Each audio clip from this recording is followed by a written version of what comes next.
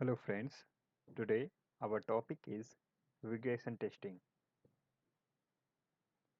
Regression testing is a type of software testing which is executed to verify the unchanged feature of an application that should not be impacted by the recent code changes. It is used to ensure that the old functionality is still functioning as expected. It is also known as thorough testing, as each and every feature need to be validated with all the positive and negative test cases to the application.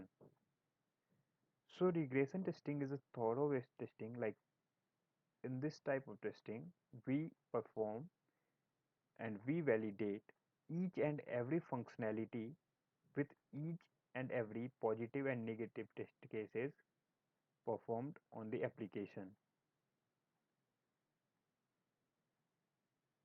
Now coming to the advantages of regression testing. Regression testing increases the product quality. It is performed at all levels. It ensures that any bugs, fixes, or changes do not impact the existing functionality of the product.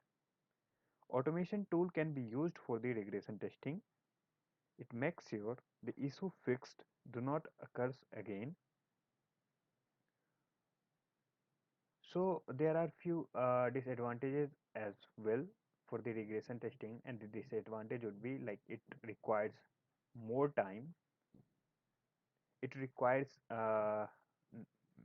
lots of resources to execute all the test cases.